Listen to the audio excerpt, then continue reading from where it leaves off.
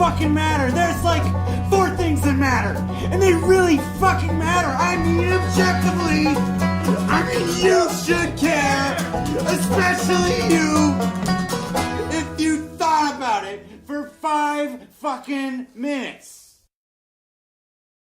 Welcome back to episode 31 of the Outer Voices podcast.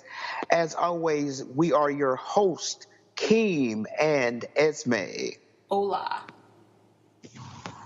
And we are back for another week of fun times for Esme if she survives this podcast. I don't know. I'm feeling a lot better than I was earlier. She's been dying on me. Yeah. It is that time of year when I live in a petri dish, and now I'm sick. Bunch of plague rats. That's true. Damn teenagers. Yes. Anyway. We are here with our another show as Florida braces for the impact of Hurricane Irma. Oh, poor Florida. Yeah, and I mean, basically the entire South is is bracing for Irma, with it being so big, and so thoughts, and we're watching this with a very close eye. But other than that, we have news as always. News. So, Esme, do you want to go with your news or my news first? Let's go with my news first. Okay.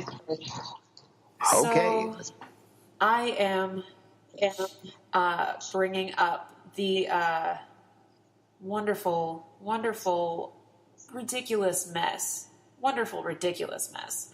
that is the White House's decision about DACA, which appears at the moment to be not really a decision at all. So it was announced this week that there will be a 6-month phase out of DACA, which is the Deferred Action for Childhood Arrivals. For those of you who don't know, this is the program that was put in place during the Obama administration that allowed for immigrant children, or immigrants who were brought to, undocumented people in the United States who were brought to the United States as children under the age of, I think, 10 or something, or 15. I don't remember what the age was.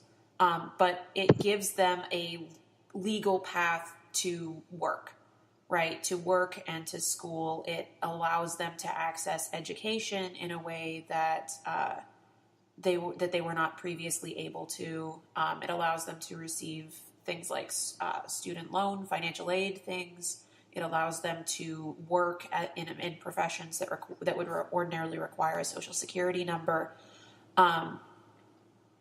So this program now is the White House has announced that this will be now terminated in 6 months unless Congress passes a law about it, like establishing it as a law, which anybody, I think, who is listening to this podcast has been paying attention to what is going on here. This is just absolutely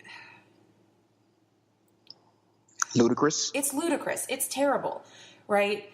And I think part of the thing that frustrates me so much about this is everyone is painting this as an economic issue, right?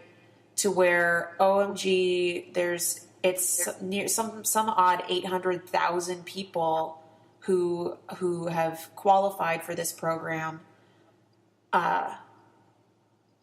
who are currently in school or working in the United States under this program, who are currently protected from deportation under this program.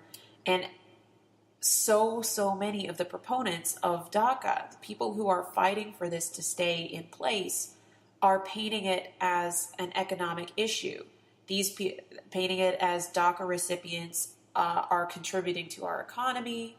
DACA recipients are doing this and deporting these would have such and such effect on our economy, which on one hand is true, but on the other hand is reducing the lives of 800,000 people solely to the economic benefit that they can offer the country, right? They are literally reducing these people to a number, an economic number.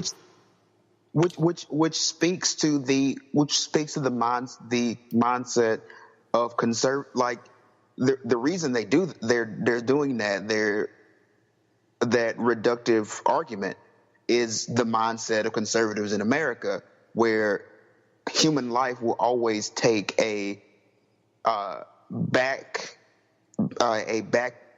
page to economic gain. Human life is only as valuable as what it gives economically or takes economically. Yeah. I mean, as fucked up it is, it's trying to speak. Yeah, it's trying to speak in their language. Ugh. Yeah. Anyway, but go on. Welcome to America. So, I don't think that I need to go into a ton more detail on this one right now because, like I said, this has been something that is covered so heavily, but it is extremely.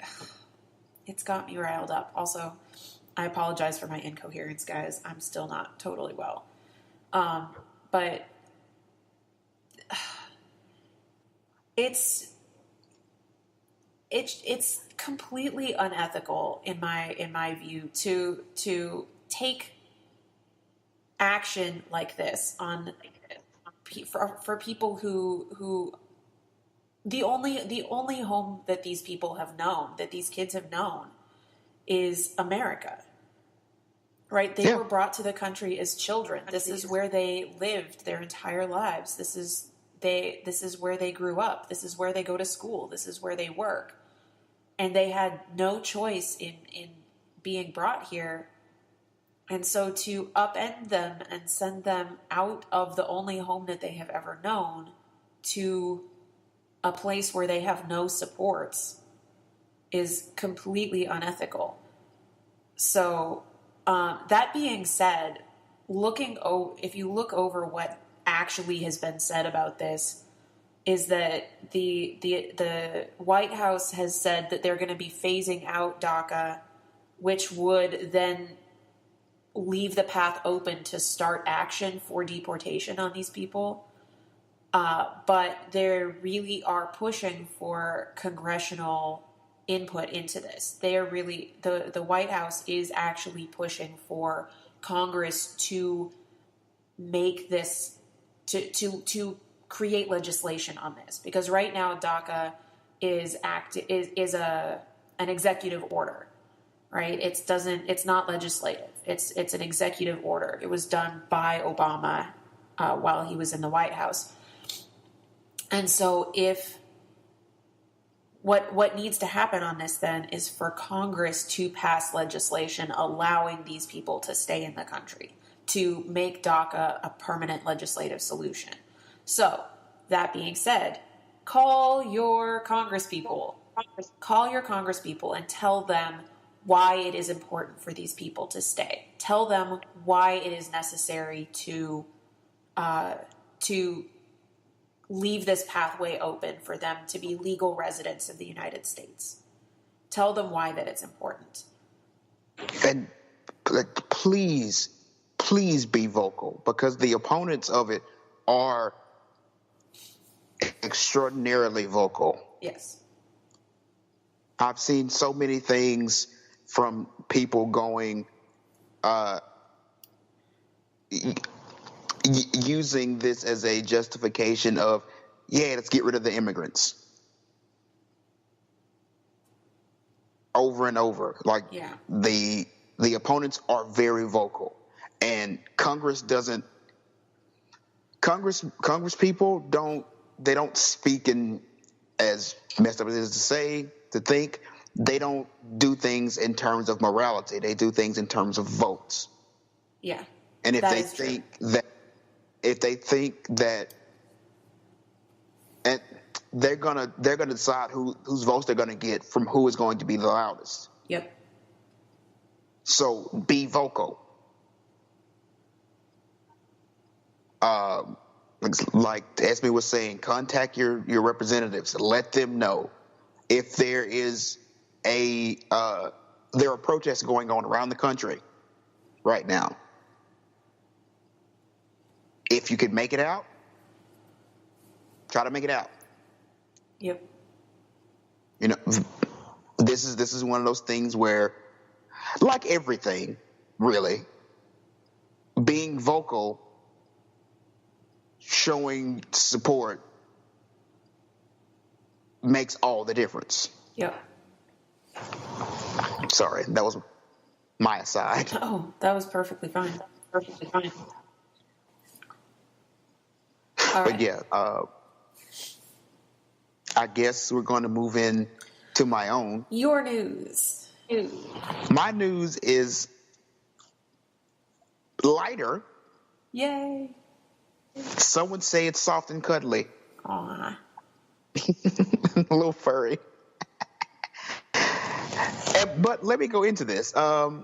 A councilman in New Milford, Connecticut, was pushed to resign from his post recently after it was discovered that he had a page on a site dedicated to furries.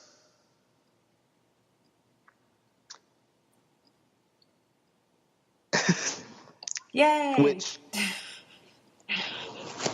like I said, we love furries here on the Out of Voices podcast.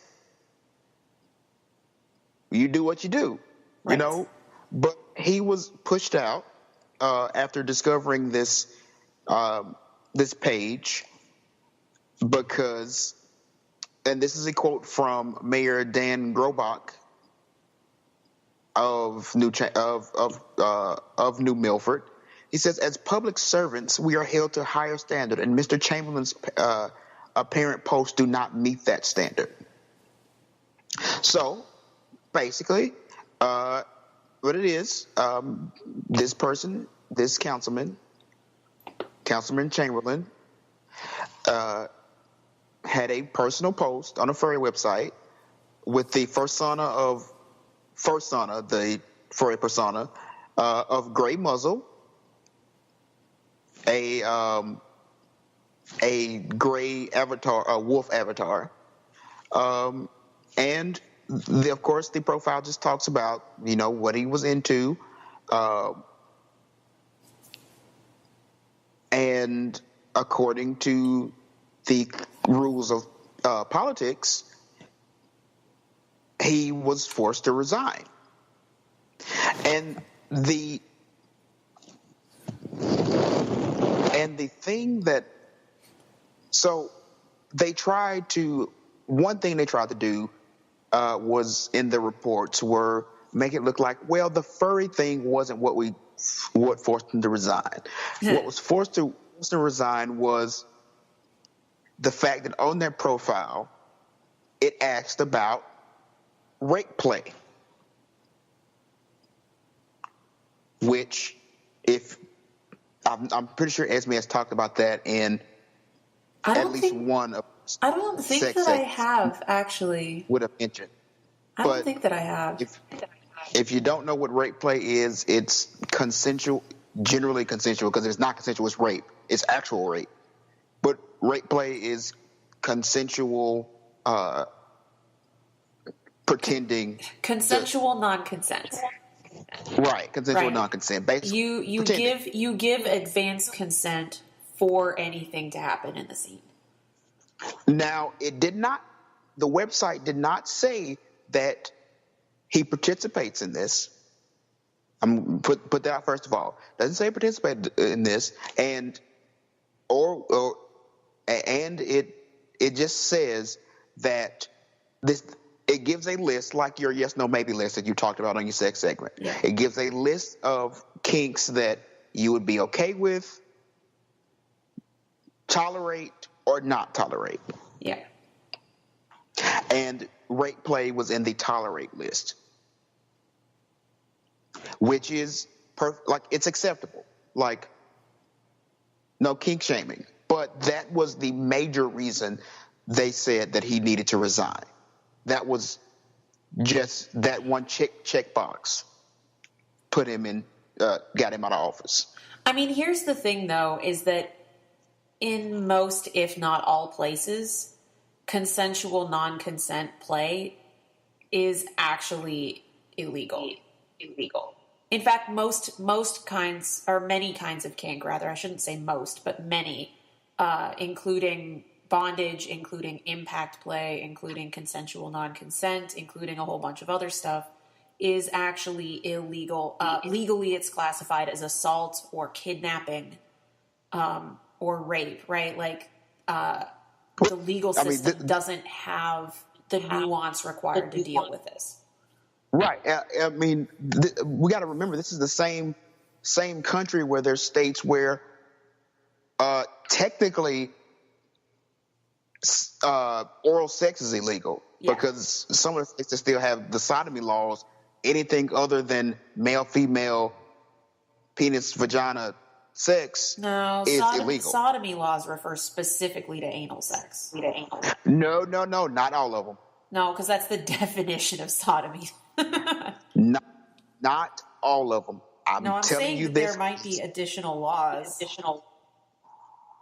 I can't remember what state it was. It was like 2 years ago. I looked it up because it became a big deal when they were talking about their sodomy law. They classified sodomy. It's anything other than penis vagina. How boring. Exactly. But that's those old puritanical religious laws. And I want to say I don't know if it was Texas. I think it might have been Texas. It might have been Texas. But I know it was also reproduced in some of the other southern states. Yeah. Where sodomy was defined as anything that wasn't penis vagina. That's really annoying and also boring. Yes. But which brings up here's the question of morality in politics is something that's always coming up. Always. Yep. And what is moral and what is not, and what can a politician do? As far as I'm concerned, if you're with whoever you're with, and this is on anything, you with whoever you're with, it's consensual, everything's good, you are fine. Yep. That's what you do should not have a bearing. What you do in your personal sex life, as long as it's consensual and enthusiastically consensual, you're good. That should have no impact on your job, even in a public position. And that should even more be in the case. This should be even more the case, considering who we have as president right now. Yep. Because congratulations, though. We live in a world where anything weird is immoral, but as long as it's a man doing whatever he wants to, apparently, to a woman, that's just him being a red-blooded male, and that puts him somehow, like, in a better position to lead? Exactly. I'm just about to get to. On the one hand, you have a person, and this is a guy. The Chamberlain is a guy. You have a guy who is into his kink, consensual, and from what it showed, he didn't seem to be hiding it. And on the other hand, you have someone who commits sexual assault, and just to throw this out there, because I guess I know there are probably no Trump supporters listening to this show, because that's just what kind of line of work we're in. Trump committed sexual assault multiple times. He admitted it. Okay? He's proud of the fact that he did it. He would do it again. He committed a crime and is proud of it. He's done something that is awful and is proud of it. Yet somehow the man who is doing something consensual, embracing himself, is the one that's morally corrupt, while the person that literally commits a crime blatantly gets to be president of the United States. Yeah. I don't know where your line is, but it's off if you think that's okay. And I want to say, like, from the what it sounds, Chamberlain. So his coworkers, the other council people, they were just like, oh, we had no idea about his furry fetish. All we knew is that he was really into science fiction, adult literature. And I mean, he told us he used to write fan fiction.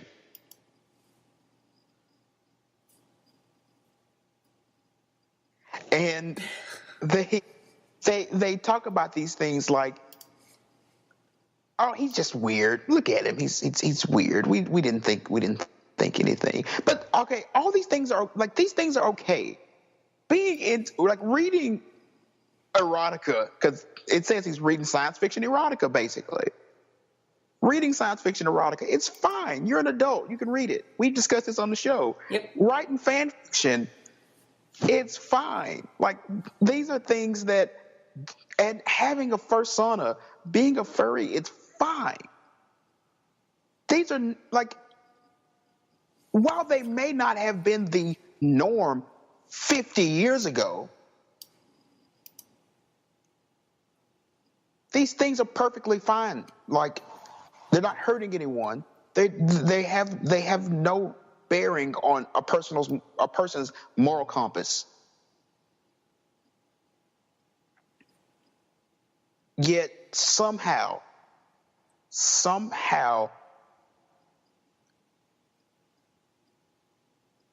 it makes this man ineligible for being a representative.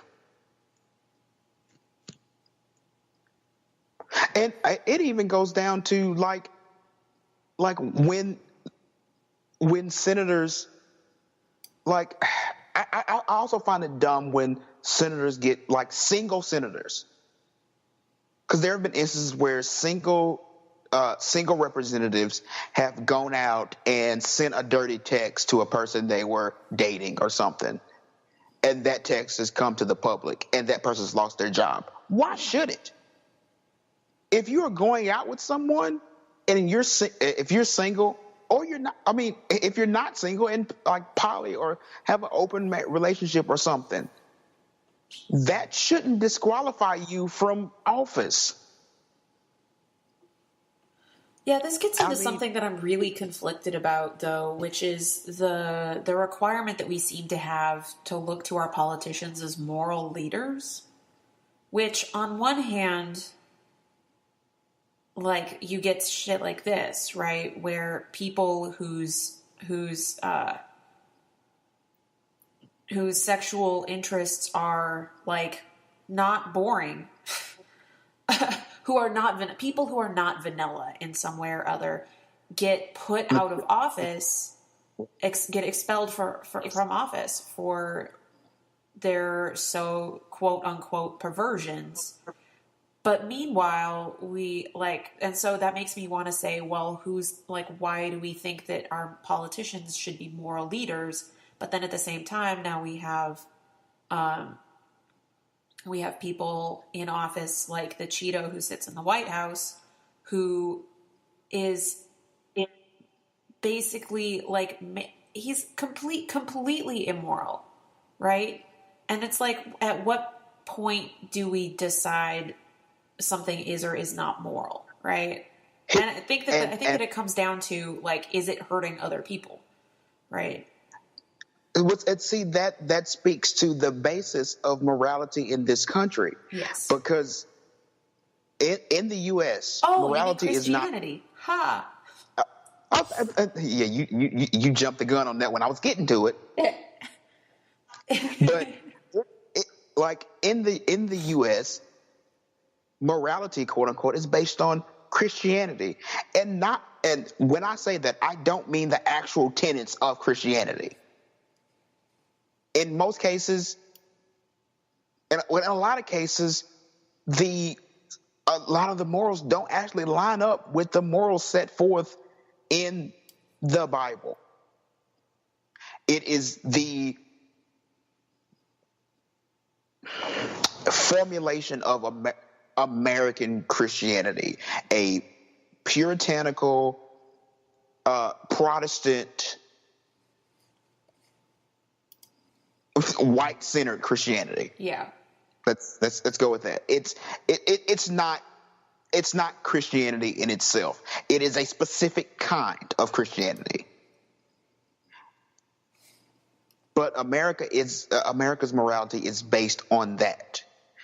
It is not based on basic human morality. It's not based on what our minds tell us is not okay. And what the human mind tells you is not okay is, if it's hurting someone, it's not okay. Yeah. That's what basic human morality is. If you see someone suffering, then it is not okay. Because we are built with the instinct to protect our species and to protect those in our species. Just like every other animal. Every other animal is built with, hey, we have to protect our species. We have to protect members of our species. Because if members fail, then we fail. If members die, then we die. Mm-hmm. So there's there's that clash, because a lot of the morals that are in that Christianity, quote unquote, the American Christianity, don't align with natural human morals. Because you have, in a sexual nature, for instance, in a sexual nature, that American, quote unquote, Christian mindset says only certain types of sex is moral. And that sex is male, female,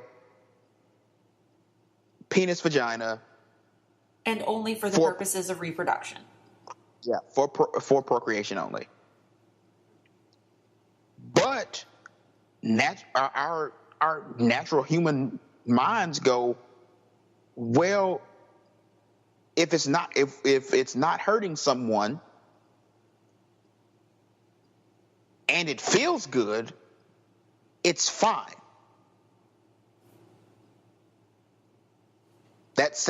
Because as animals who mate, we like to have sex. That's in a lot of cases. Not every case. Some people don't. And that's Nice okay thing. too. Yeah, that's okay too. But generally, animals like us have sex. We mate. We produce smaller ones. But just like animals do, animals don't just mate.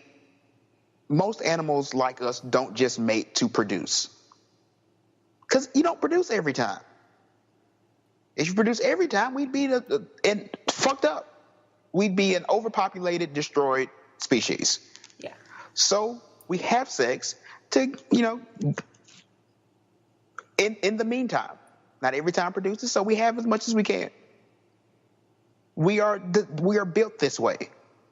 We are one of the few creatures on this planet that has sex, that have the ability to have sex for pleasure. Our brains say it feels good. So we do it even more because it feels good. We are wired for it. Most of us are. And it's okay if you're not. I keep saving it. Okay?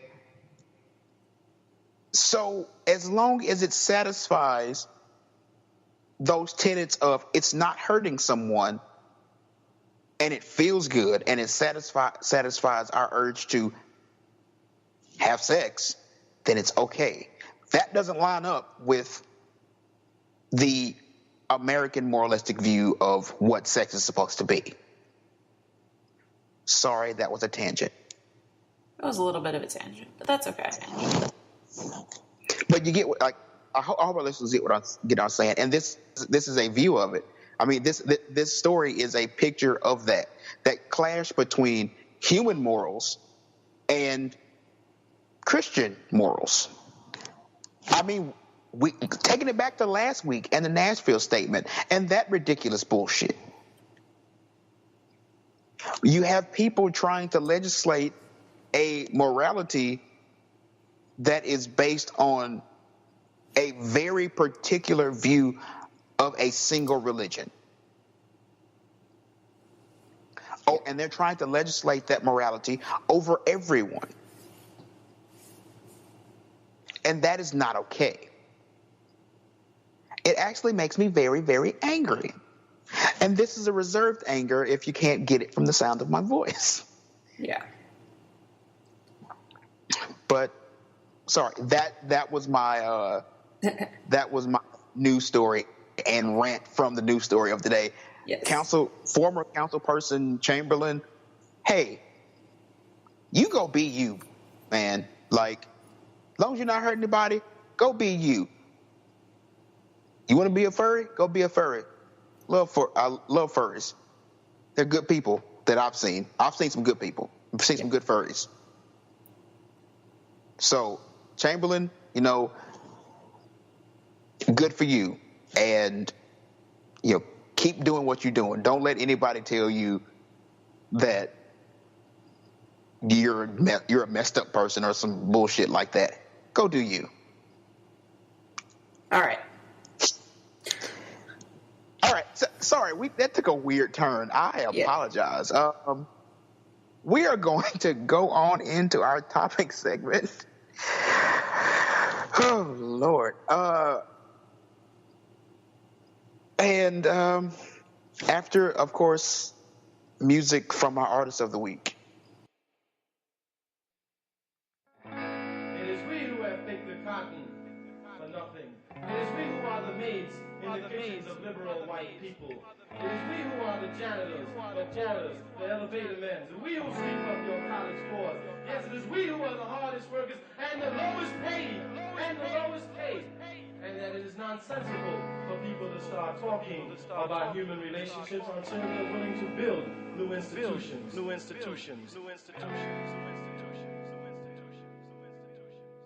I wish I could give all my friends superpowers.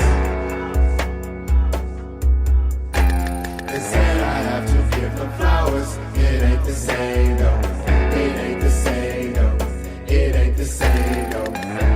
I wish I could give all my friends superpowers. Instead I have to give them flowers. It ain't the same though. It ain't the same though. It ain't the same though. Fighting the powers that be, fighting the dark enemy. Who is the real enemy? Who is the person I see? Who am I? Who are they? Who are you? What is free? What is key? Where are we heading to? I'm confused. Watch the news, feel the blues. Watching news, feel the pain. Is this rain? Skies are clear, tears are near, fears are here. I just rap, let's go clap. Bullets fly, bodies drop, people die, cops they walk, faces talk. I confess, I'm depressed. This is stress. What is life? Meaningless? Not impressed. I'm not buying more in store. Can't give up. Not alone. Your love is the home. kind of person that I would probably die if you weren't around. I wouldn't get by. I'd probably get high and fall in the sky and fly to the ground and wake on my side with no one around but you. You've been the kind of person that I would probably die if you weren't around. I wouldn't get by. I'd probably get high and fall in the sky and fly to the ground and wake on my side with no one around but you. I wish I could give all my friends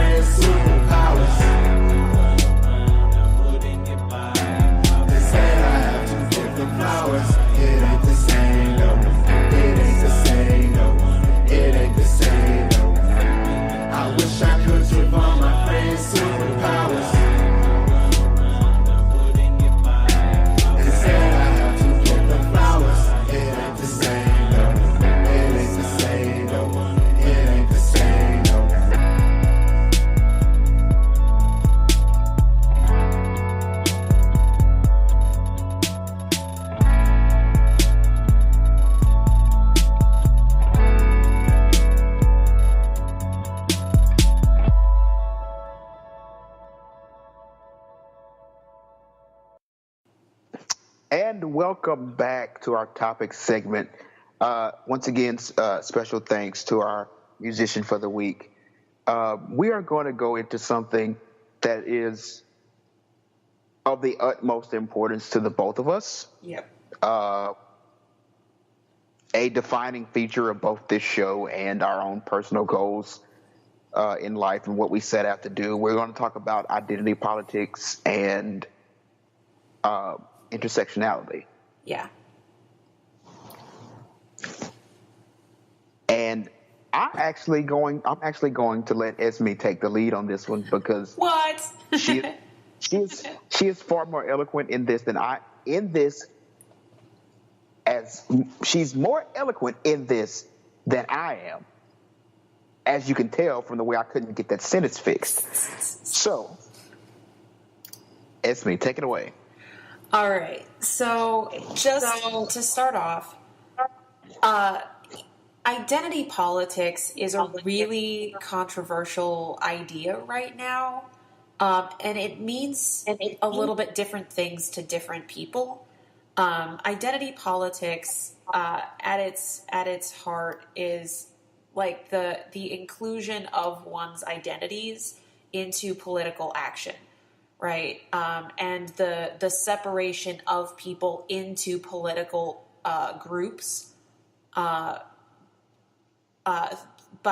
way of identity, right? So one thing, like examples of this right now include Black Lives Matter, include various LGBT political organizations, including all of these things, right? Organization of people based on religion, based on class, based on culture, based on disability, based on race, based on language, based on gender identity, et cetera, right? And so this is kind of a weird, controversial thing right now where at a lot of people are really critical of it because it does often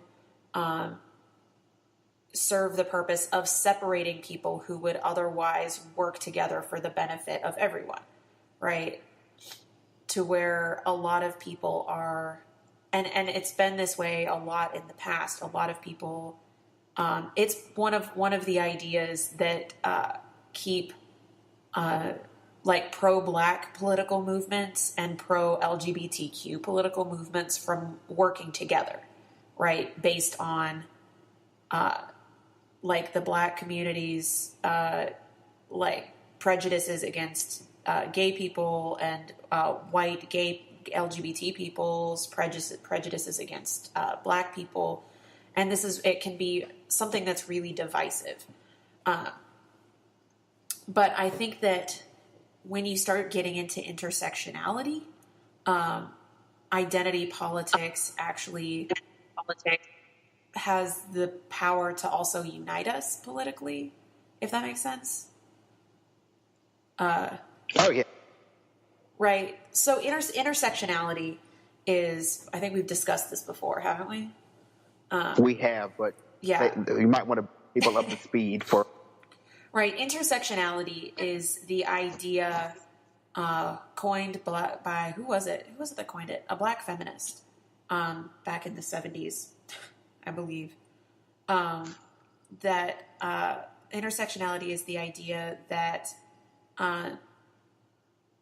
people with more than one oppressed identity experience oppression differently from somebody who only has one or the other of those things.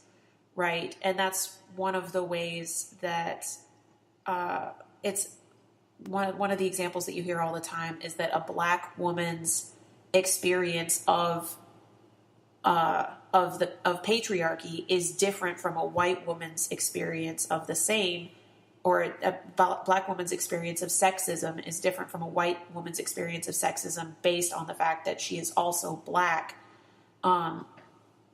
And that those things are those things they right there in the name, they intersect one another to create a new kind of experience, right. A new kind of oppression. And so then this idea of identity politics and the idea of intersectionality are really obviously linked, right? Because they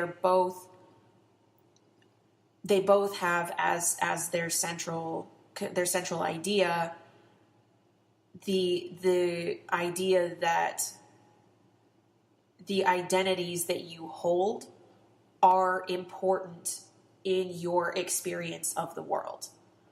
Right. Identity politics specifically talks about political organization and political action. Intersectionality can refer to basically every interaction that you have with anyone in your life. But they both are at the heart. They both rely on the idea that the identities that you hold are important and affect how you are treated and how you interact with the world. Right. And as with all that explanation, we talk about the controversy of those things in recent times. I think it goes back to the idea that we have in this country, that you can only be one thing. Yeah. Like, you can only be defined. Like, we've always lived in a society where things are binary. You can be this or you could be that. Yeah. So for the longest time, we've had the idea that you can only be one thing. If you're black and you're for black things, you can only do that. So if you fight for black people, you can only fight for black people. If you're gay or lesbian or whatever, you can only fight for LGBT people, plus people. If you're Hispanic, you can only fight for Hispanic Latinx people. Like, this is the ideas we have in our mindsets. Yeah. But no one is just one thing. Like, there isn't a person in our society, in the world, that is just one thing. Right. Like, let's go with black women, for instance. You're black and you're a woman. So things having to do with black people and their struggle as a marginalized people are going to affect you. Yes. As a woman. The things having to do with women. And what affects them as a marginalized people are going to affect you. You have to deal with both. Goes with anyone of any group. No one is ever just one person. No one can be defined by one thing ever. Yes. And it's even more than so, like, you continue with your example of black women, right? It's not even just that a black woman has to deal with anti-black racism and sexism, right? But also the intersection of being a black woman creates its own kind of experience, right? There are things and attitudes and prejudices that are held against black women specifically that are not held against black men or against white women. Exactly. The intersection of that has a unique experience that's separate from either of those identities on their own. No, you're very right. Like, and it produces extra things. Yes. So a bit on, like, in my past, I used to be one of those people, and Esme can tell you this, because I was kind of still in this mindset when we met, and not much actually.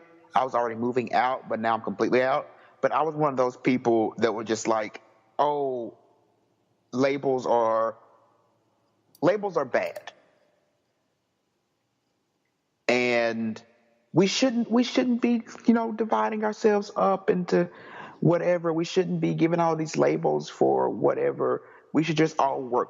We just all should be, one people together and blah, blah, blah, blah, blah. And Esme, of course, I was already moving away from that because I had already begun to realize my own identity wasn't black and white, for lack of a better phrase. There were things that are important that I needed to represent as part of myself, that if I eliminated those things, I would eliminate parts of myself, basically. Yeah. But again, Esme helped me, move further away from that. But, like, for instance, I always call myself a black nerd. All right. I'm proud of that. I'm proud of that now. There were times when especially when I first started getting more involved in pro-black activities, there were times when I pushed down the nerdiness because in the black community, it's becoming less so now, but not too long ago, being nerdy, quote unquote, was considered being white. Yeah. And it was considered being detrimental to blackness. And even as of like yesterday, I saw this thing where it was saying, yesterday it was a thing saying from a black woman saying, black men who like anime should just go to their white women and leave black women alone. Yeah.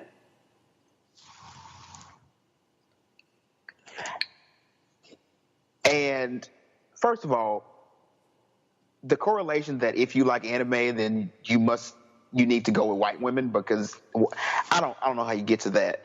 But that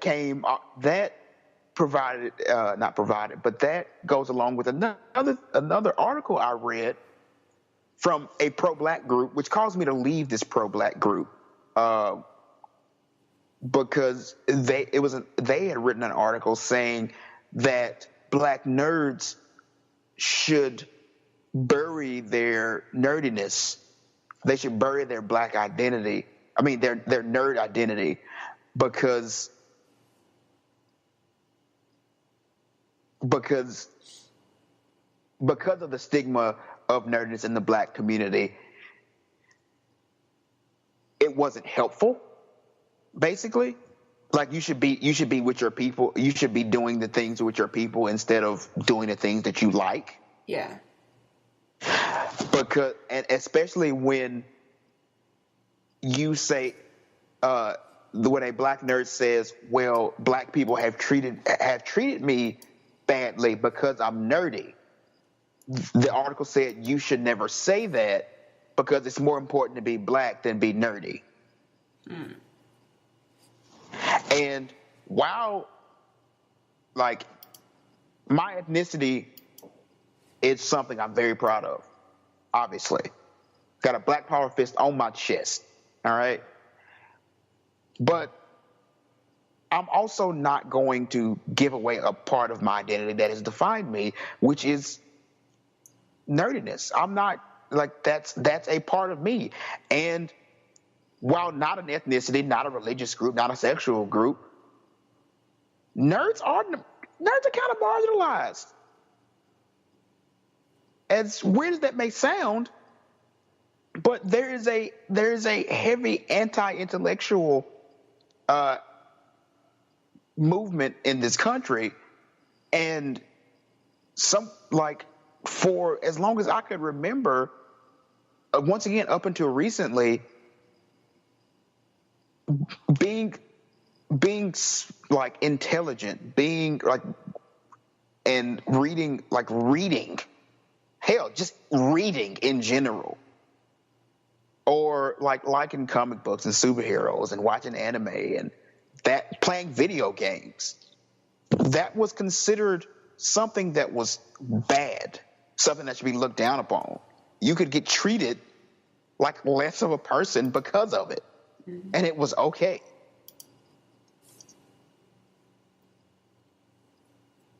So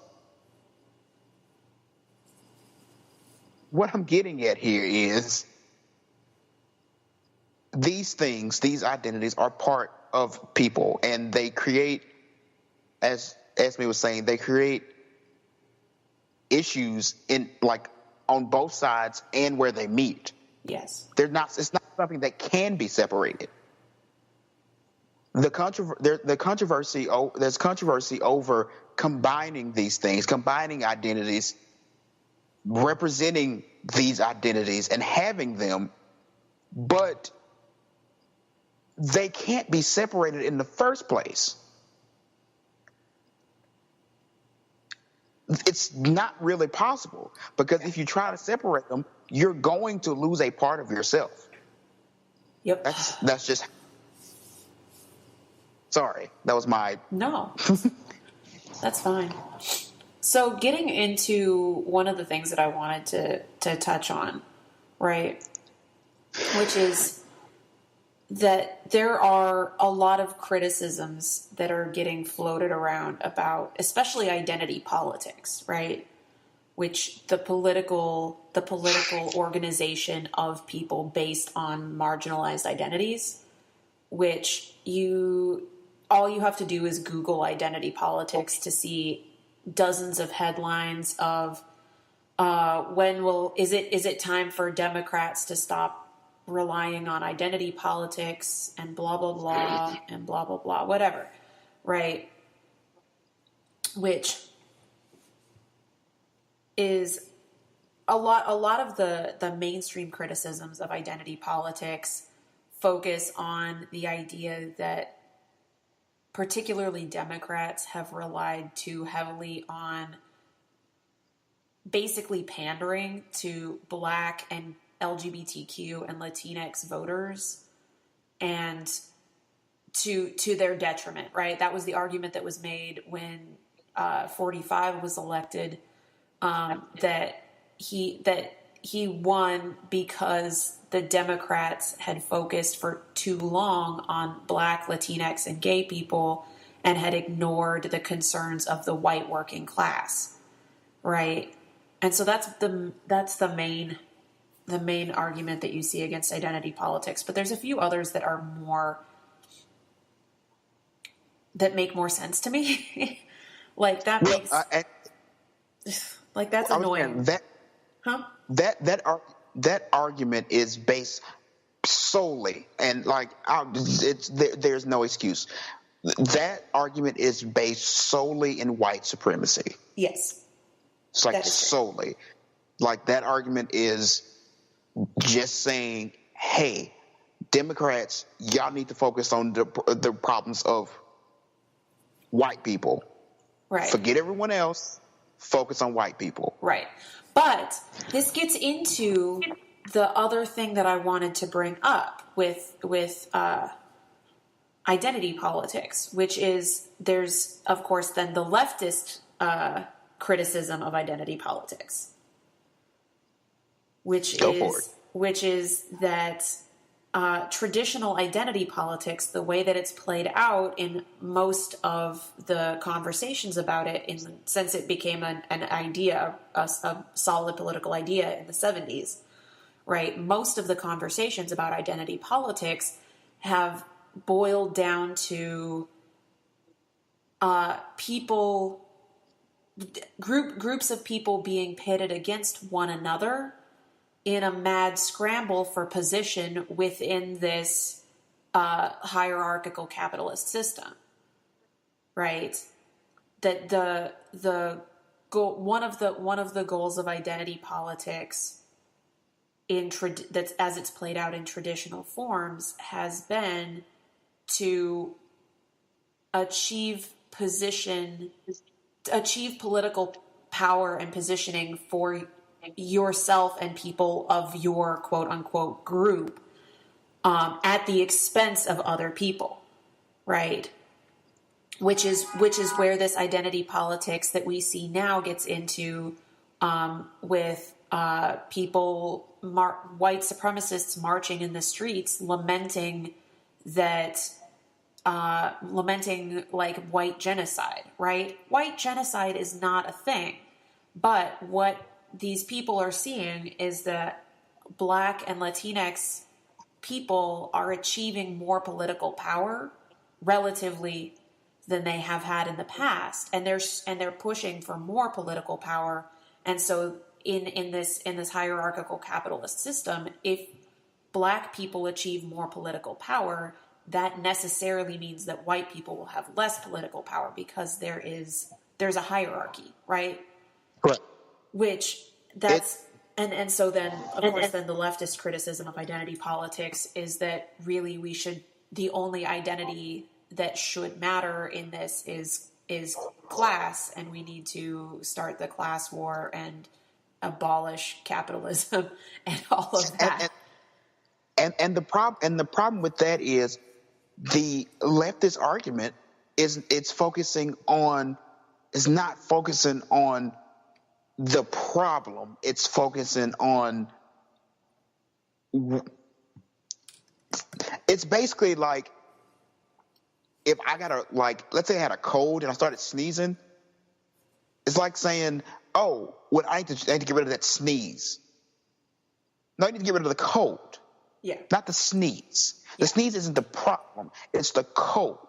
Like, the reason these identities are pitted against one another in this mad dash for power is capitalism. It's the way capitalism works. Capitalism breeds competition. Yes. They want people to compete. Capitalism, there are winners and losers. Yes. And going, well, the problem is that y'all are too separate. If y'all weren't separate, we could all work together. That's not the problem. The problem is that the separate things are pitted against each other. Like, that's the issue. Like, you don't go, hey, we gotta get rid of these things. That's the only way we can take down capitalism. You go, okay, we need to take down capitalism. Yeah. Like, you missed your point completely. You try to.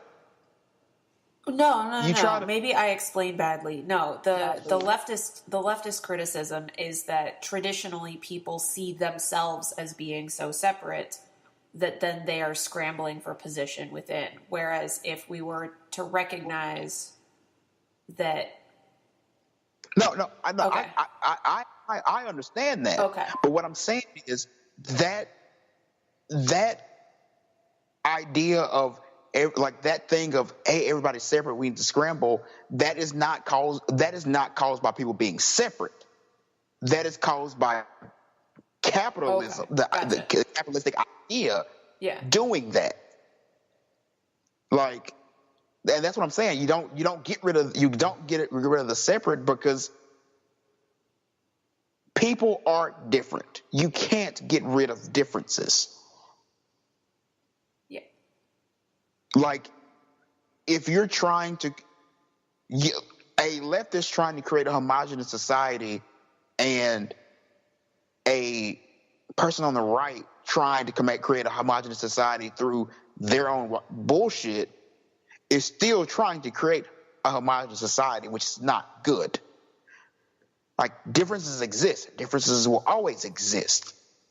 You can't make people all the same.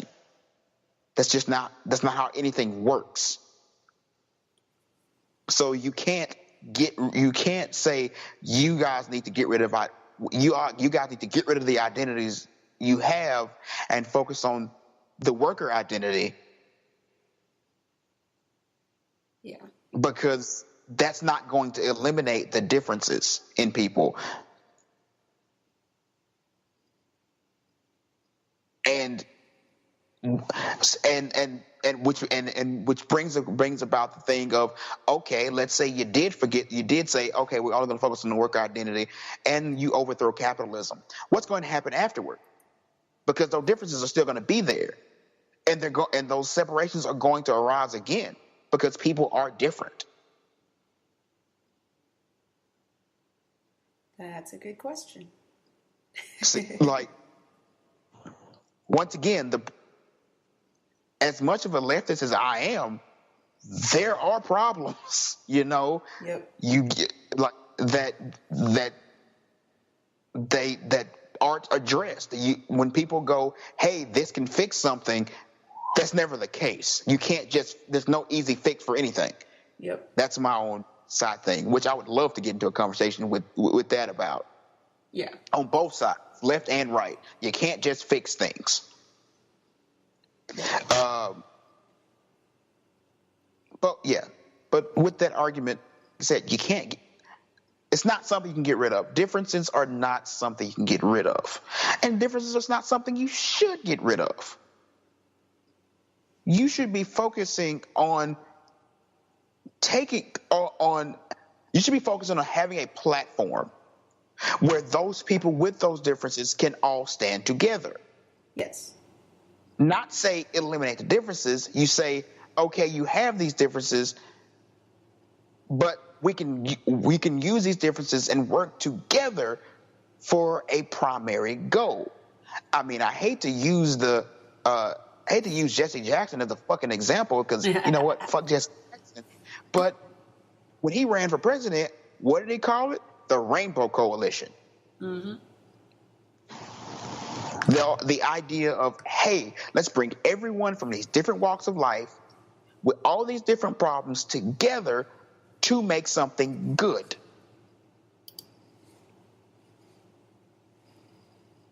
Yep. And as much as the leftists say, and not all leftists, of course, as much as they won't say, okay, we're trying to do the thing to make things good for all people, for the people, you can't make things good for everyone unless you realize the differences and things that make the people the people.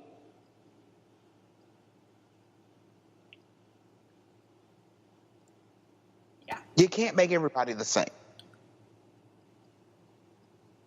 It's just not a thing. And you can't put people in that position and expect them to support you. Yeah.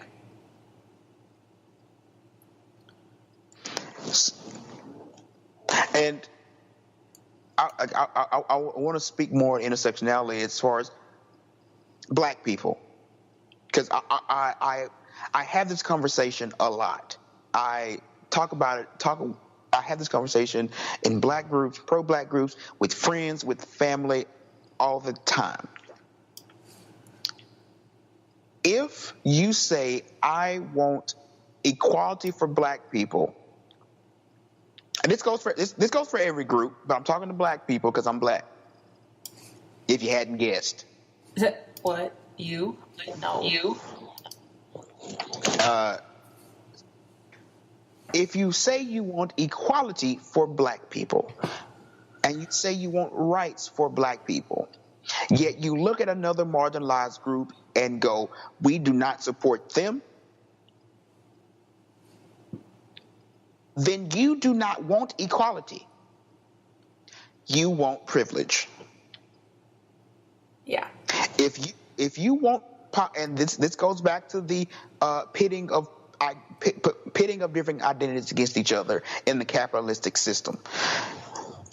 If you want power, if you want position, if you want these things,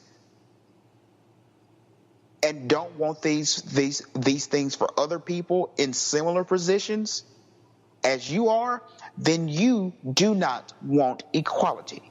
You do not want human rights. You want privilege for your specific group. And having privilege for your specific group is doing exactly what your oppressors do to you. We should not be trying to become the oppressors. Yeah.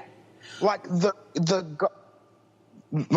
goal of equality struggles, the goal of equity struggles, the goal of human rights struggles is not to become the people you're fighting against. It's like Animal Farm, which once again is an allegory for communism. Yeah. But it's just like Animal Farm. You can't go and fight something in the hopes of becoming that thing, because you're just going to become that thing and nothing's changed. Also, if you haven't read Animal Farm, go read Animal Farm. Yes, do that. But Keem, you just pivoted me really nicely into the other thing that I wanted to talk about, which is I said I hoped I would. Yes. Which is, so for all of the criticisms of identity politics and for all the intersectionality deniers and blah, blah, blah, and you have to pick one and you have to do this and you have to do that, I don't know if it's just the weird little niche of the internet that I seem to have found for myself, but it seems like the idea of intersectionality, and even more than the idea of intersectional identity politics, which I don't know if is a thing that I just coined. I have no idea. But that idea appears to be becoming way more mainstream, right? The idea that the best way to achieve political power and political and equality for marginalized people is for all marginalized people to be in solidarity with one another, right? For the Black community and the LGBTQ community and the Latinx community and the Muslim community and all of these marginalized communities to look around and say, the thing that is keeping us all oppressed is the same thing. And so the way to lift the oppression on all of us is to work together, because it's the same thing. It's the same power, the same system that is oppressing everyone in different ways.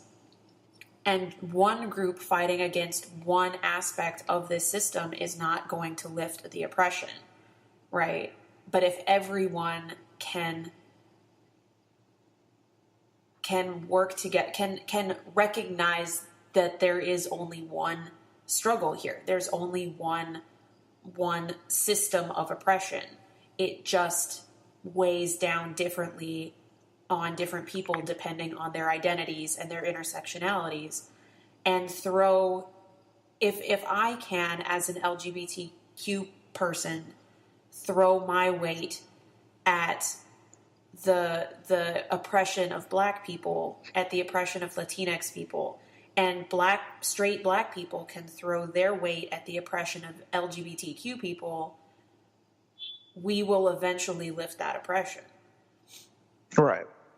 Rather than LGBTQ people throwing their weight at the oppression of LGBTQ people, but maintaining their racism, right? And Black people throwing their weight at the oppression of Black people, but maintaining their homophobia, and leaving LGBTQ Black people out to dry because nobody's paying attention to the oppression at that particular intersection, right? These things are not related, and unless we're fighting each other's battles too, we're ignoring the intersections and we're dividing our efforts, right? Right. I think people are more and more. I think that calls into two things. One, people are becoming more comfortable in. People are becoming more comfortable in embracing their own identities and all parts of those identities. and they're wanting every part of themselves to be represented. So they're speaking out for those groups coming together. Yeah. And I think the second thing is, with the political climate that's going on right now, marginalized groups realize that they're being attacked on all fronts. Yeah. They're being attacked by the government. They're being attacked by people, like just everyday people. And they realize that we are, in fact, in a war of sorts. And alone, we just can't survive. Like, we can't. And it's starting to push those communities together. Say, hey, we're going to have to look out for each other because no one else will. We have to fight for one another because if we don't, we're going to be destroyed. It's back during the when we had the discussion on allies. You can't win a war without allies. Yeah. If you ever watched the movie 300, like, people who was all the Spartans did this, Spartans did that, they lost. And they lost because they did not have any allies. At the end of the movie, it took the united force of all of Greece to combat the Persians. The Spartans in 300 lost because there weren't enough of them and they wouldn't take allies. There was a line in the movie where they went, oh, should we go get Athens, go ask Athens for help and bring in an army? And the Spartans go, nah. And they died. They all died.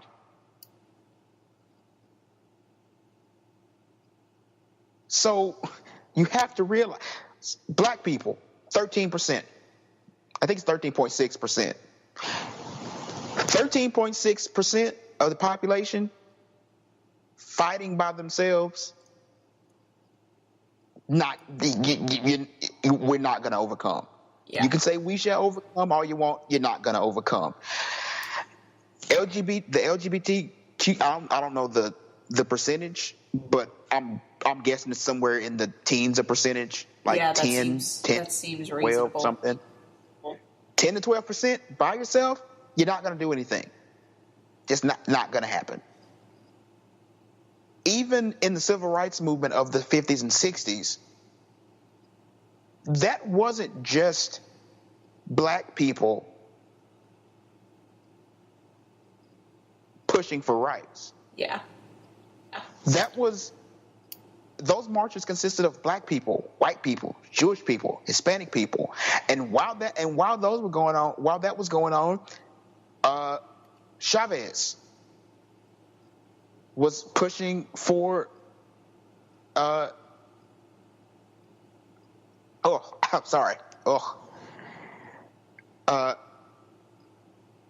Chavez was pushing for the rights of Latino people. And being supported by black civil rights leaders and black civil rights workers. Like, these movements that were happening in the past were not happening in a bubble. They weren't happening alone. They were successful because people were working together. And in the future, things can only be successful if people work together. One of the many reasons people say Martin Luther King was finally killed is because he was becoming more and more vocal in support for other rights movements. Yep.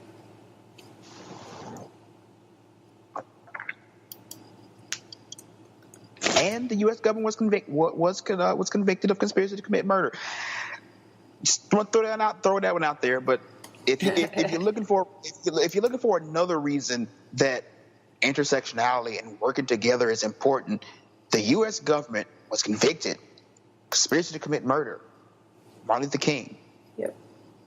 When he was branching out and becoming more intersectional, there's a reason for that. If you ever looking for a reason why people need to work together, that's your reason right there. Yep. But I digress. There it is. He said the thing, everyone.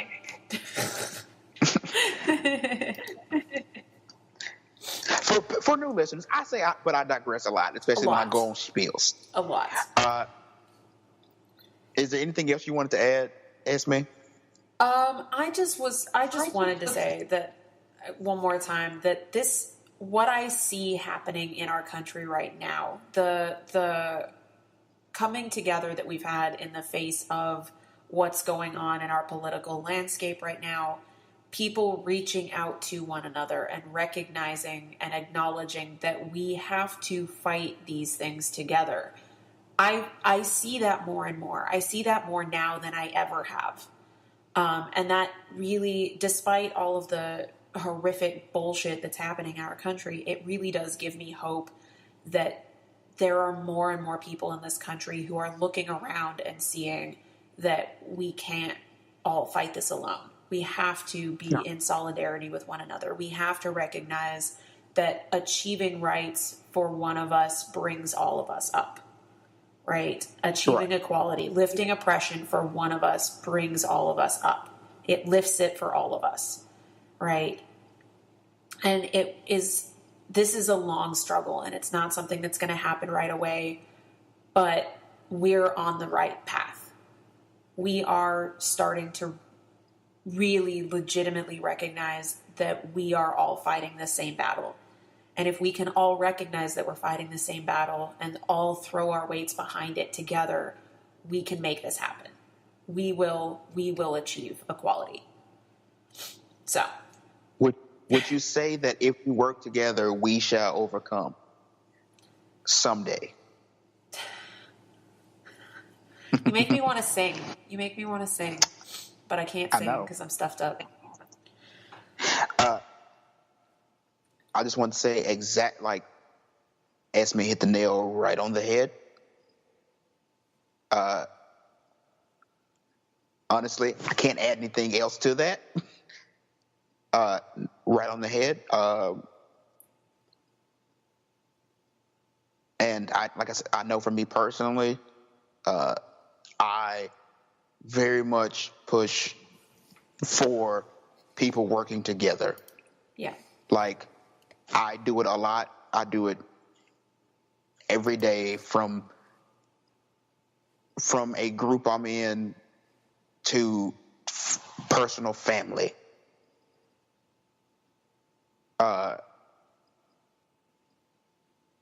It's something that if you're involved as anybody in a marginalized group should be, if you're involved in the struggle against oppression, you need to be advocating and working together with people outside of your group. Now, I'm not saying you, and back to the allies and space thing, I'm not saying you need to invite them into your spaces. I'm not saying you need to make caveats in your, I'm not saying you need to give up something of yourself to do that, but you do need to begin to work together. Yeah. Because I think a lot of people seem to think if they start helping another marginalized group or they start working together with somebody else, that somehow they're going to slight or fault people that they're involved in. I know you, Esme, have run across somebody who has told you, why would you care? Like, you're not black. Why would you care about Black Lives Matter? Yeah. Or what should you care? You should be focusing on your own thing. Yeah. You working and believing other people, other groups deserve the same rights as everyone else does not take away from your own struggle. Yeah. And more to the point, like I said, right? These are not separate struggles. Right.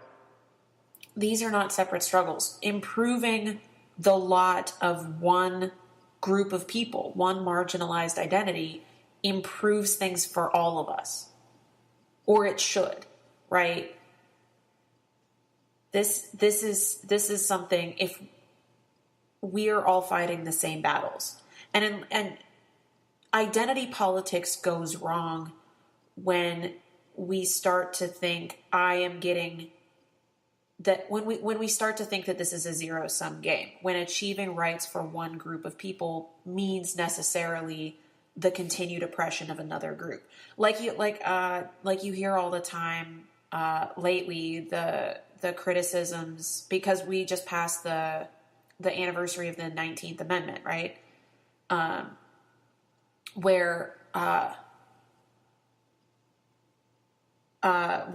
white suffragettes explicitly said in their fight for voting rights, why would you give a black man the right to vote and not grant the same to a white woman, right? Implying that white women should have received the vote before black men did, right? Because this is a zero-sum game, obviously, right? That's where identity politics starts to go wrong, when we start pitting marginalized people against each other. But if we can all make the connections that this is, that improving the lot of one person, of one group of people, is going to improve things for all of us, which I legitimately do believe, right? Every step forward for any of us is a step forward for all of us. So that, I mean, this is not a separate struggle. It's the same. Exactly.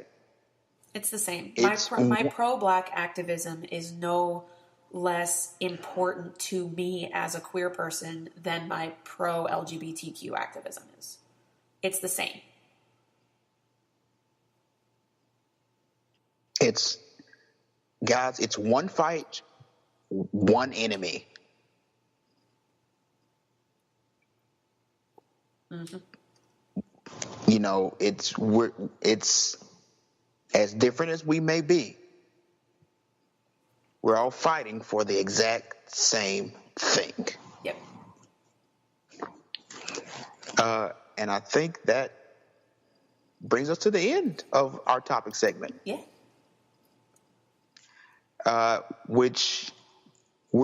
So now we're going to move into something fun. Yay. Going to move into the sex segment. Yay.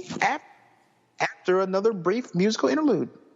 I clash with these bigots and tend to go wild. Silence is violence, my energy loud. Designing imposters, blending with the crowd. No, I will kneel for the anthem right now. Another black body like dead on the ground. No justice, no peace, I'm protesting police. I put my fist up, middle finger down. Don't give a fuck cause I'm black and proud. I'm black and proud, I'm black and proud. I say it loud, I'm black and proud, I'm black and proud. Our time is now, I'm black and proud, I'm black and proud. We hold it down, I'm black and proud. Say it with me now. Welcome back to the sex segment. Thanks again to our musical guest for this week for providing us with awesome music. So today we are going to be talking about negotiation, which is basically my favorite thing to do all of the time in all of my relationships. Keem will attest to that. Keem will verify. Yes, it's verified. Okay, so negotiation is something that comes up a lot when you're talking about kink and BDSM, right? Which is it's as a conversation about what is on and what is off the table when you're talking about that. But I think the negotiation is something that should definitely be more mainstream when it comes to us talking about our relationships. So negotiation is very rarely thought of as something that we do it's not thought of as something that we do explicitly over the process of like dating and starting relationships and having like regular vanilla sex with people, right? But it kind of is, though, right? Negotiation is at its heart just the process of articulating your boundaries to somebody, right? And seeing what their boundaries are and figuring out how to interact with each other based on those boundaries, figuring out what commonalities you have among the types of interactions that you want to have, which was never something that I considered that I was doing before I became polyamorous or before I opened myself up to polyamorous relationships. And now suddenly negotiation is something that I do all of the time with everyone in every aspect of my life. It's just a thing. Because everyone is different and has different boundaries. Exactly. Everyone is different. Everyone has different boundaries. Everyone has different needs. And so it's a constant that people ask me all the time, like, how do I maintain the relationships that I have? I currently have 3 relationships, 2 of which are long distance at the moment, which is a bummer. But it is a bummer. Right? But it's just a matter of constantly having the conversation of what do you need? What do you see happening? What do I need from you? How can we support each other? Right? What kinds of interactions is it important for us to have in order to maintain this relationship? That's a constant ongoing thing. I just had a conversation with my other partner the other day about how since he's moved away, we don't talk often enough. I feel really disconnected. And so then we came up with a plan for how to talk more often. And it's just a constant ongoing process of figuring out what I need and how I can have those needs fulfilled and asking my partners for help in getting those needs filled. Rather than assuming that they will automatically know what I need and how to fulfill my needs and automatically do that for me, which is what I see a lot of people in monogamous relationships do. They assume that their partner knows what they need and how to fulfill that need, rather than negotiating for what they need. And negotiation, the word itself sometimes, I think, comes off as like it has an implication of I have to give up something in order for this to happen. But that's not what it is at all, right? Negotiation is a conversation about what needs to happen. And maybe you'll be able to get every single thing on your wish list, and maybe you won't get every single thing. But negotiation is how everyone gets as many of their needs filled as possible without violating anyone's boundaries, right? And you can't do that if you don't have conversations about it. Right?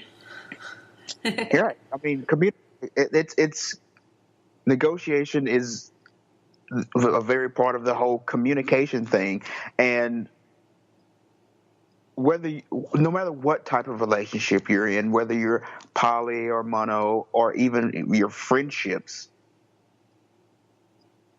communication and negotiation is key to maintaining those relationships. Yes. You need to know what the people in your life need. Yes. And whether you can provide it or not, you should know what they need and what you can do and what you can't do. Yeah. Right. Like, And at the heart of that too is that you need to know yourself.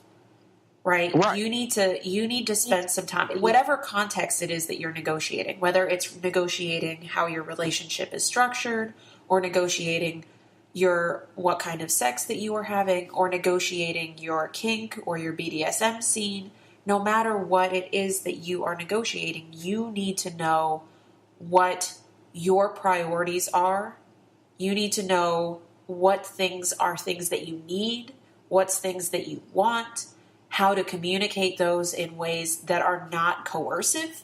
That's the number one thing that I think needs to be seen, is if you can if you're truly approaching this as a negotiation and as a conversation in a position of goodwill, you need to phrase your things in ways that are not coercive, that are not pressuring your partner into doing something that would violate their own boundaries, right? With that, you mind if I add a story? Yeah, go ahead. To go. So there was I am in a polyamorous group on Facebook because when it comes to parts of my identity, I am really into those parts, and I like to do research and see other people's experiences. In this group, a young lady was having an issue with her. I think it was her, and I think in this case was her husband, where during sex, the person would orgasm, the husband would orgasm, and in most cases she would not. And she even stated what her need was. Her need was she would like more oral sex. That's what she said. It's like if she had more oral stimulation, she would orgasm.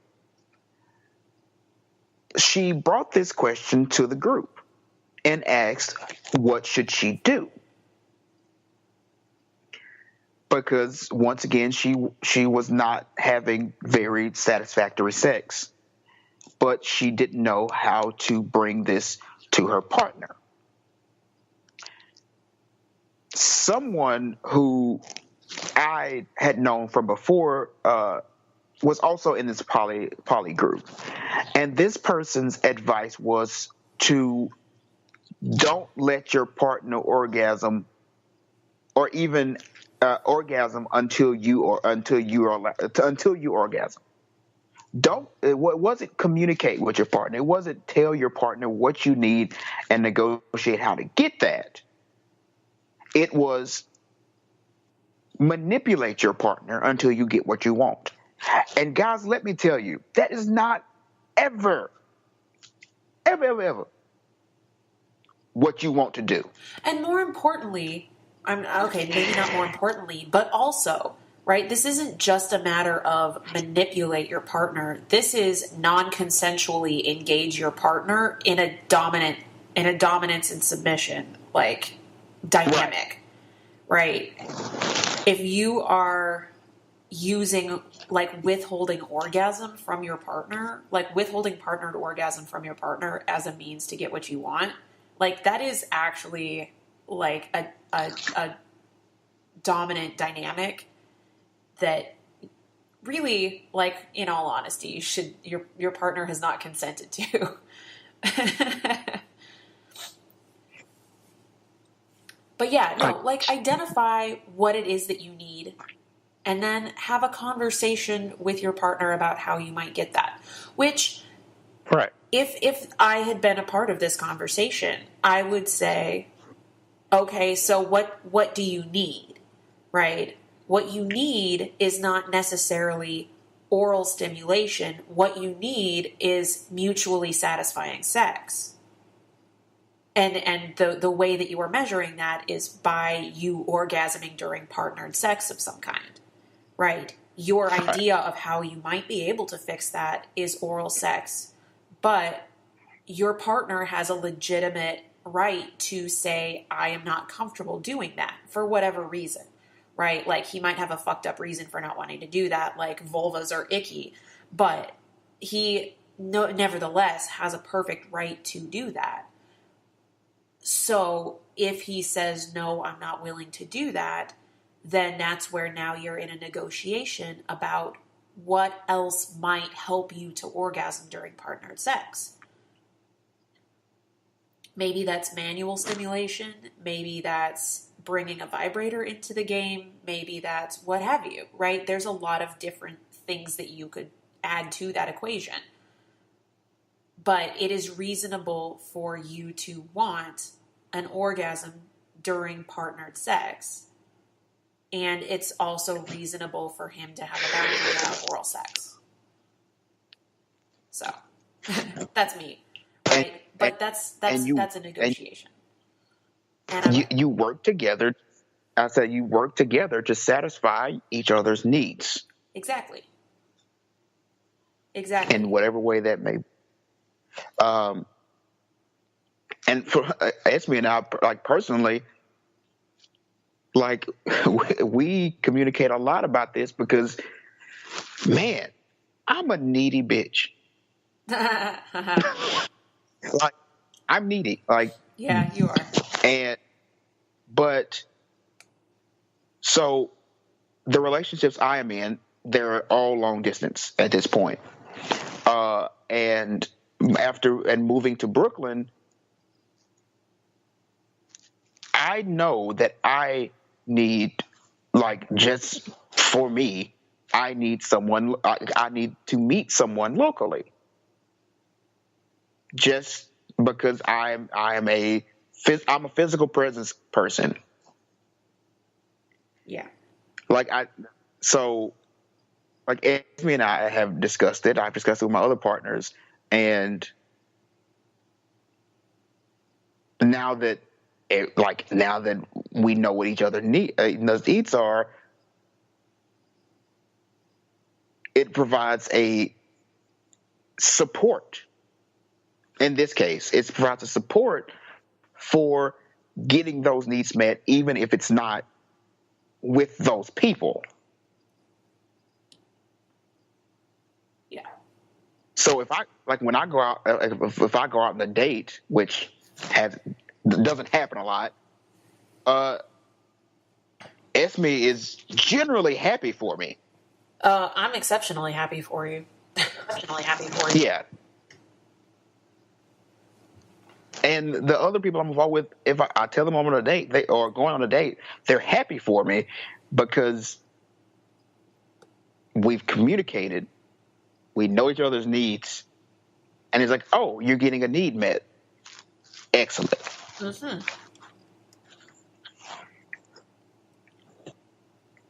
Yes.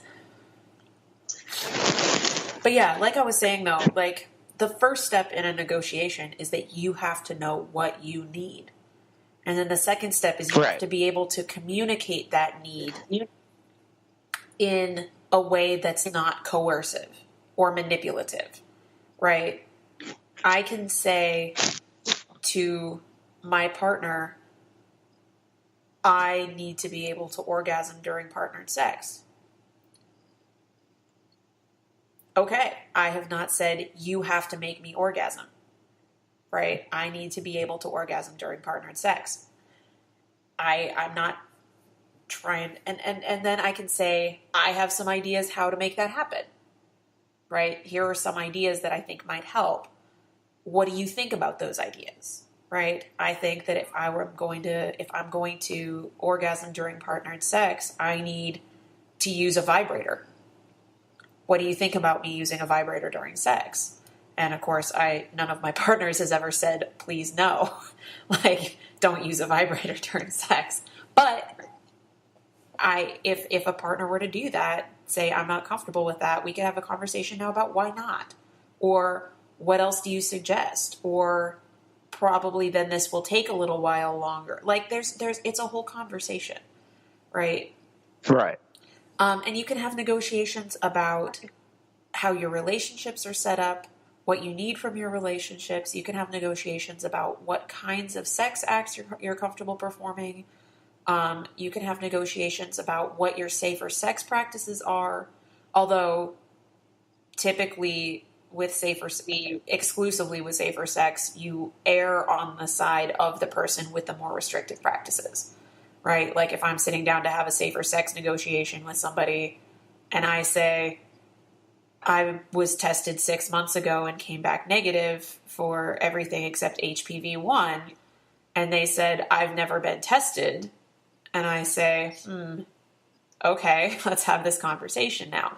Right? Or if I say I use barrier protection for penetrative sex involving penises or dildos, right? But I don't use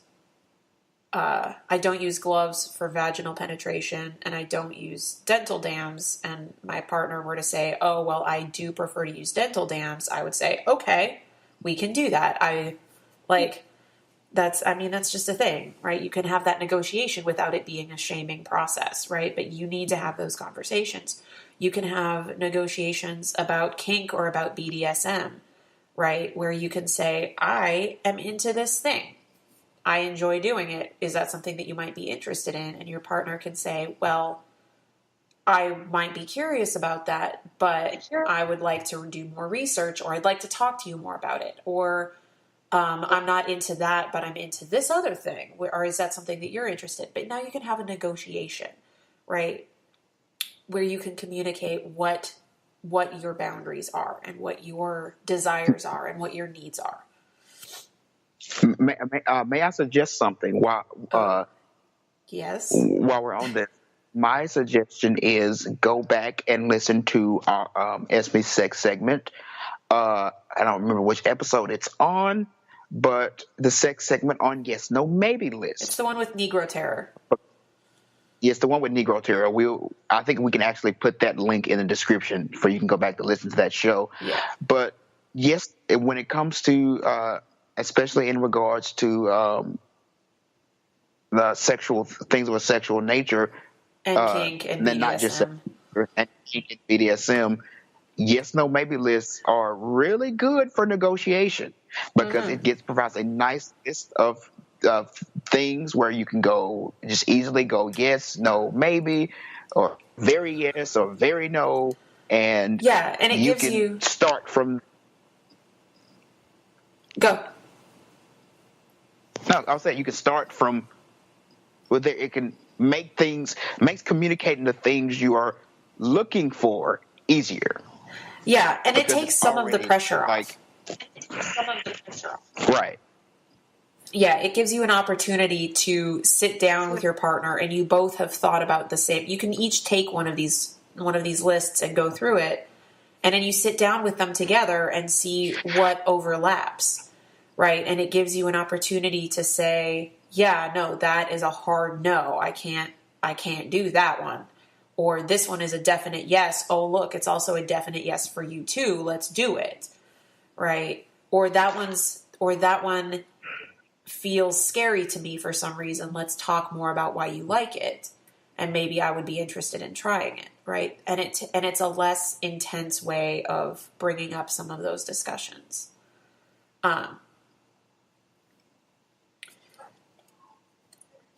But yeah, so that's my thing about negotiation, right? Which is the short version is fucking talk to your partners or your potential partners or your anybody's, right? Fucking talk to people.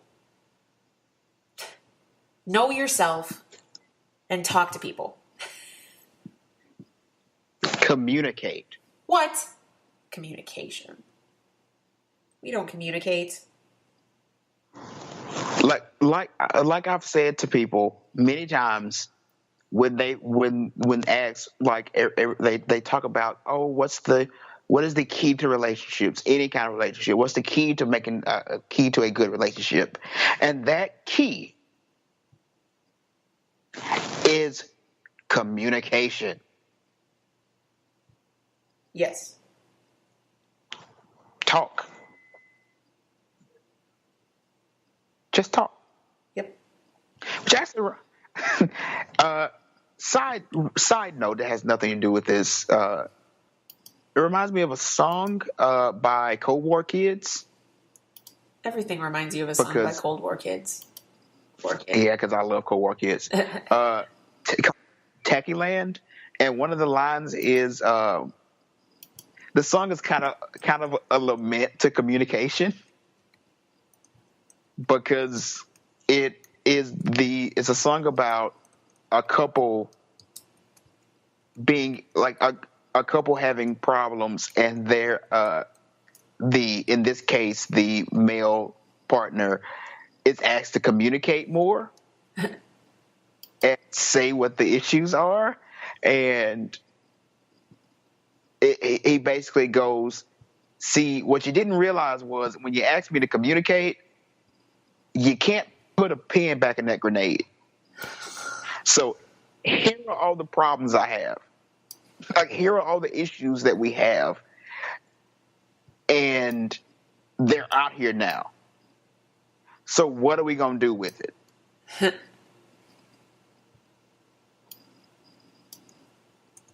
So a very great song. Go look it up. It's called Tacky Land. Co-war Kids. That was also my way of suggesting music. Go listen to some Co-war Kids if you haven't. If you don't already listen to Co-war Kids. But yeah, the whole thing about communication and negotiation reminded me of that song. But would this be the end of our sex segment for this week? Yeah, I think that it is. And that means it's the end of our show for this week. What? So, as always, we'd like to thank our musical guests for the week for providing us with great music. Yay. As we say every week, if there's anybody that knows any artists who would like to come on the show, give their music, we have been super, super, super busy in both of our personal lives, and we have not been able to communicate as much with new artists. Just from Esme with her job and me with adjusting to school. So if you know any artists, or you're an artist yourself who would like to have the music featured, please let us know. Like I said, we've been super busy and haven't been able to go out on our own to just search. So finding someone or knowing someone, or if you are someone who would like to have the music featured, would be very, very, very, very helpful. Yes. Also, I have quite a few people who have been interested in coming on the show to talk. And I'd like to extend an invitation yet again, as I do every week. If you would like to come on our show to talk about something, even if you don't know what to talk about, if you want to be on a podcast and want to yell about stuff, come let us know, and we will schedule you in. Yep. So, once again, just let us know. We got you. This is the Out of Voices podcast. This is what we do. It's what we love to do. Links for things will be in the description. There's probably not going to be that many links this week because we didn't have a lot of things to link to. We were just freewheeling it this week. We're free. We peek behind the curtain. We didn't really plan out this week until this morning. Yes, that is true. Because we have been super busy, but I'm gonna say that next week is gonna be a little more planned. I have a little more free time next week than normal, so yeah. But as I was saying, if you want to come talk on the show, we'll get you on. We'd love to have you on. This is what we do. I covered the links. We talked about all the stuff. I think that's it. That might be it. So, As always, this has been Keem and Esme, and we are out.